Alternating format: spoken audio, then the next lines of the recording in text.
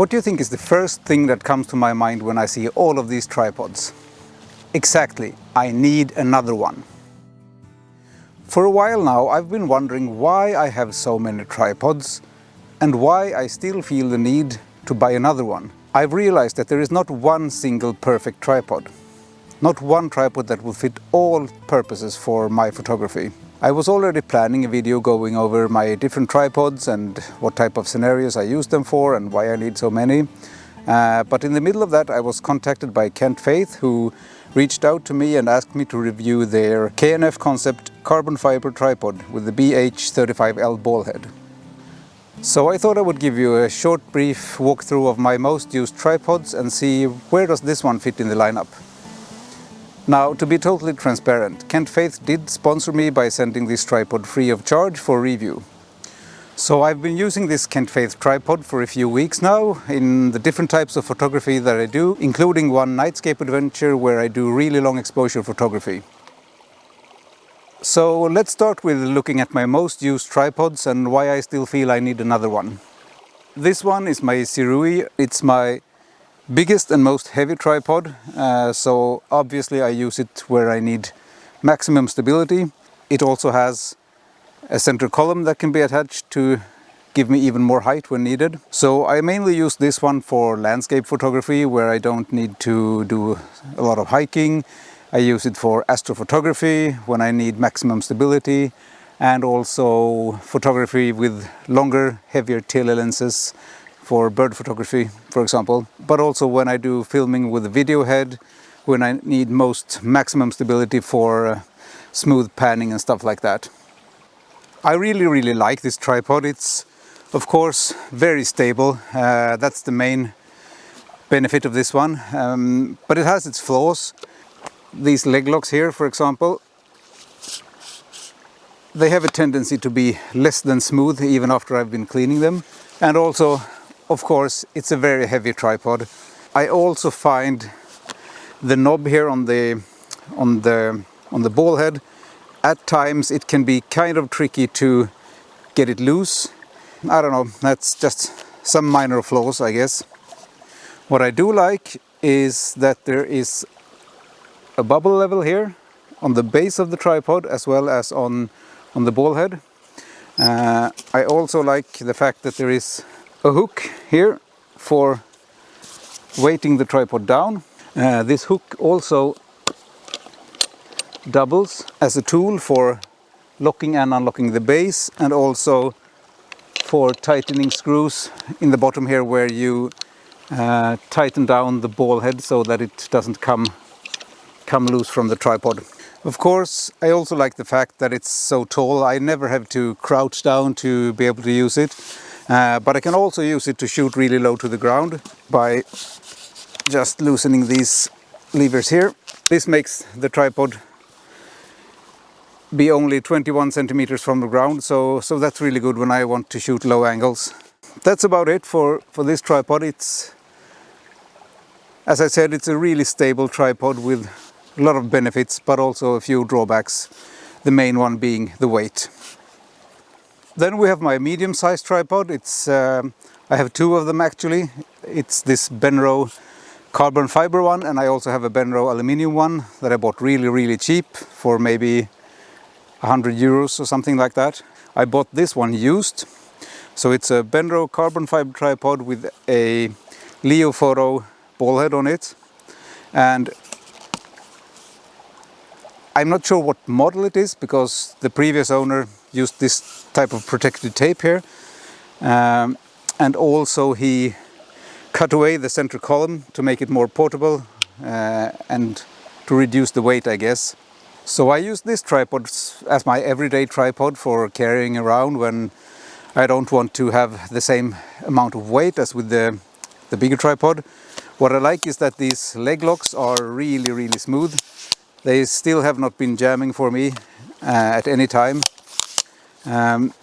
So overall the tripod itself is very smooth, it's lightweight, and it's very versatile as well. And I also like this ball head. It's got smooth action but still quite a lot of grip. This tripod also has a bubble level here on on the base of the tripod and on this ball head as well. It's also got a hook for weighting the tripod down, like this.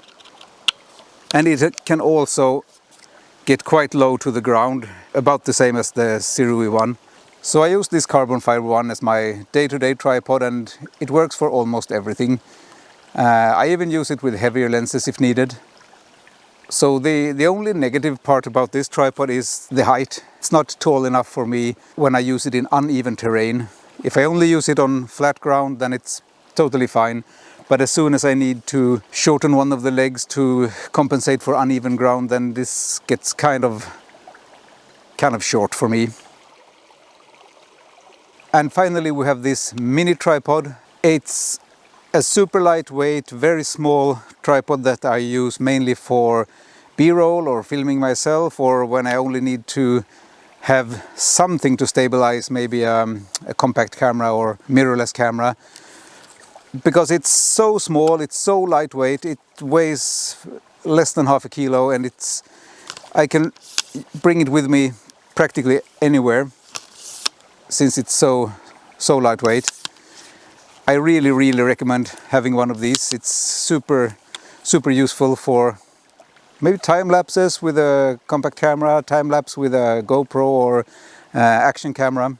Of course, this does not have the height of the others. It's a very short tripod, but I really recommend getting one of these just as an extra tripod to bring along.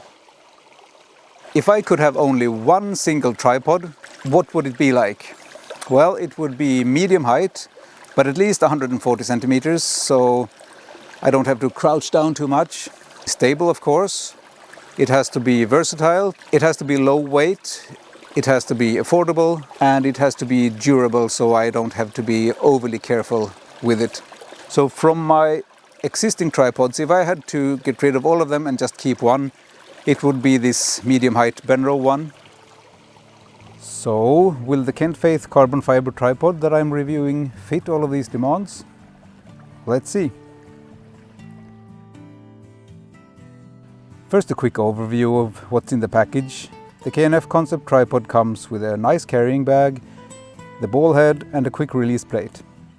The plate is Arca Swiss compatible, so you can use it on most other ball heads, which is very important to me since I often use multiple tripods at once. The tripod legs are made from 8-layer carbon fiber to be stronger and more resistant while still being very lightweight. There is also an extra screw for using one of the legs as a monopod and a 1/2 inch to 1/4 inch adapter. As I mentioned, I've been using it for a few photo adventures lately, and I've discovered both positive aspects as well as areas with room for improvement. First, I used it for a night photography session, where stability and ease of use in the darkness is very important. I've also tried it out in forest and lakeside settings, where height and the ability to get really low is useful. Summing up my thoughts on the Kentfaith K&F Concept carbon fiber tripod, let's start with the positive stuff. The weight. This is a really lightweight tripod. It only weighs about 1.4 kilos, and that makes it the lightest of all of my tripods except for the mini tripod, but I don't really count that one as a real tripod. Compared to my larger tripods, the SUI one tips the scales at about 2.3 kilos or 2.6 kilos with the center column attached, and the Benro carbon fiber one is about 1.5 kilos. So this is the lightest one of my tripods so far. Then we have the height.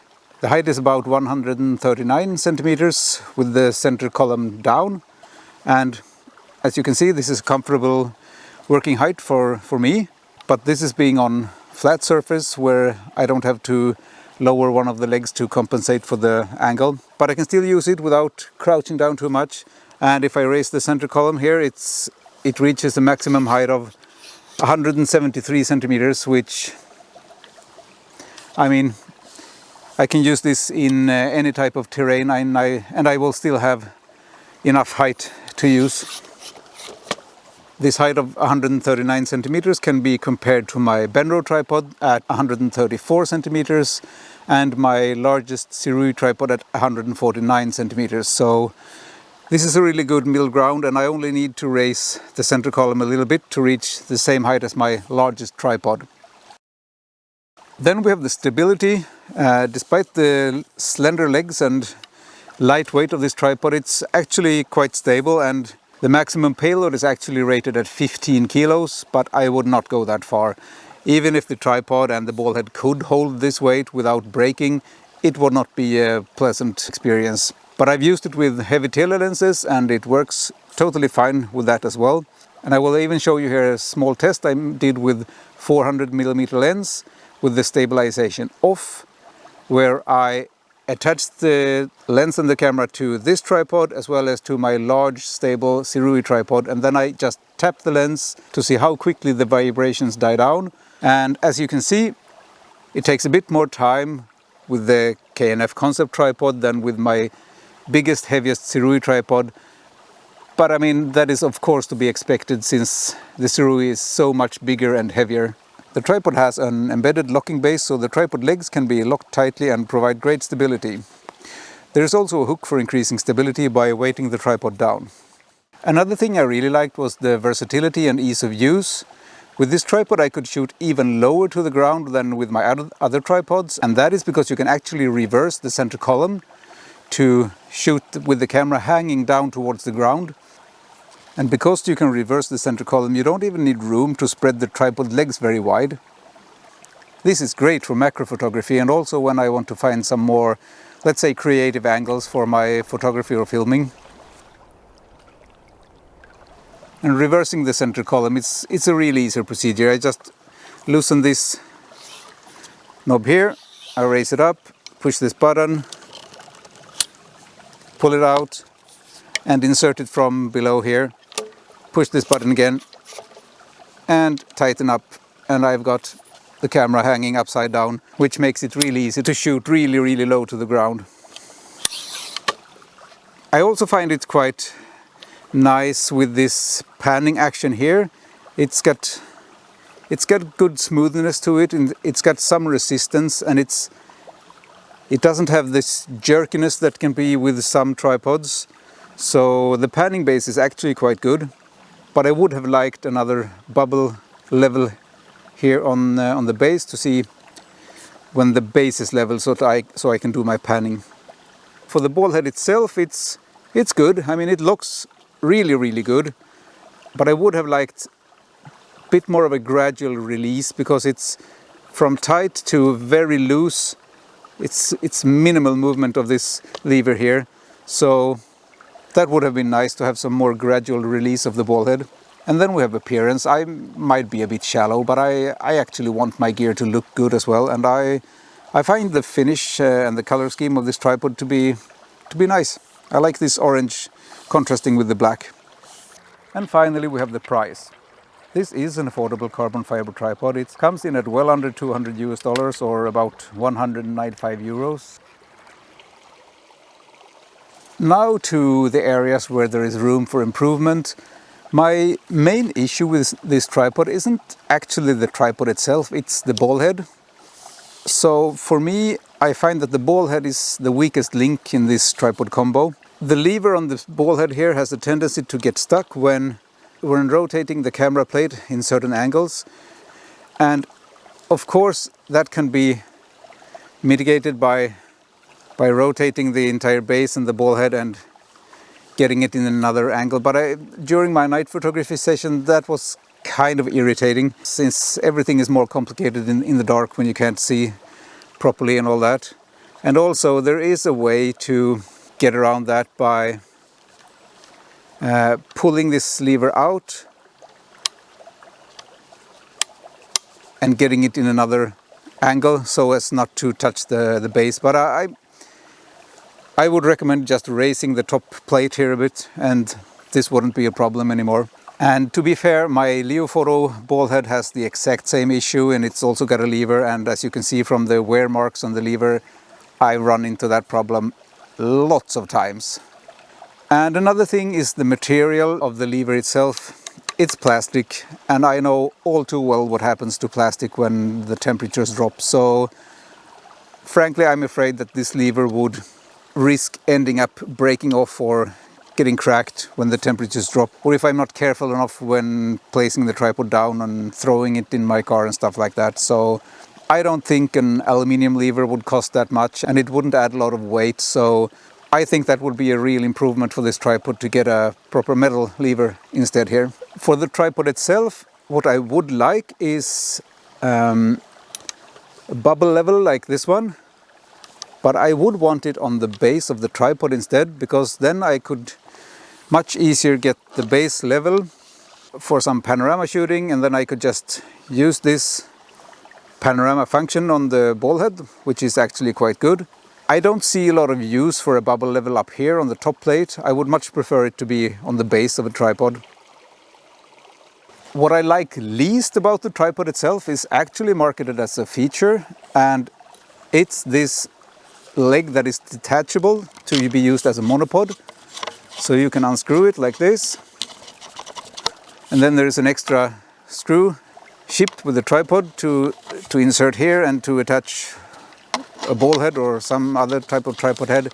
But for me, this is not a very useful feature. It's actually more of an annoyance, because this tripod leg could come unscrewed by mistake, and then I would introduce instability in the leg, or even risk having the leg come loose.